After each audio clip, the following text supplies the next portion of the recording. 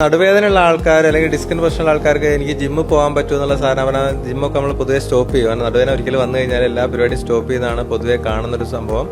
പൊതുവെ ഈ ഡിസ്കിന്റെ പ്രശ്നമുള്ള ആൾക്കാർക്കും അല്ലെങ്കിൽ നടുവേദന അല്ലെങ്കിൽ ശരീരത്തിൽ മറ്റുള്ള വേദനകൾ എന്തോ ആയിക്കോട്ടെ, നമുക്ക് ജിമ്മിൽ പോകുന്നതിനോ അല്ലെങ്കിൽ നമ്മൾ സാധാരണ വർക്കപ്പ് കണ്ടിന്യൂ ചെയ്യുന്നതിനോ യാതൊരു പ്രശ്നവുമില്ല.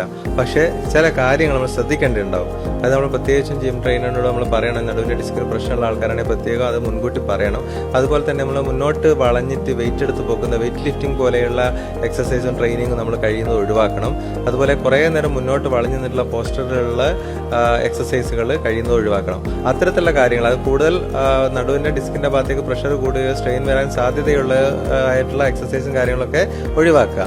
പക്ഷേ സാധാരണ രീതിയിലുള്ള മറ്റുള്ള എല്ലാ വർക്കൗട്ടും നമുക്ക് കൈയിന്റെയും കാലിന്റെയും മറ്റുള്ള വർക്കൗട്ടുകളും മസിൽസ് സ്ട്രെങ്തൻ ചെയ്യുന്ന കാര്യങ്ങളെല്ലാം നമുക്ക് തീർച്ചയായും കണ്ടിന്യൂ ചെയ്യാൻ പറ്റുന്നതാണ്. അതുകൊണ്ട് നമുക്ക് ഈ നടുവേദനയ്ക്കും മറ്റേ മസിലിന്റെ പെയിനും അല്ലെങ്കിൽ ബോഡി പെയിനും പലപ്പോഴും മെച്ചം മാത്രമേ വരുള്ളൂ. ലോങ് ടേമിൽ നോക്കുമ്പോൾ നമുക്ക് മെച്ചം മാത്രമേ വരുള്ളൂ. പക്ഷേ പ്രത്യേകിച്ചും ഡോക്ടറുടെയും ജിം ട്രെയിനറുടെയും രണ്ടുപേരുടെയും കോർഡിനേഷനിൽ ചെയ്യാൻ പറ്റുന്ന കാര്യങ്ങൾ എന്താണെന്ന് അറിഞ്ഞുകൊണ്ട് അത് നമ്മൾ ചെയ്യുക എന്നുള്ളതാണ് ഏറ്റവും പ്രധാനം.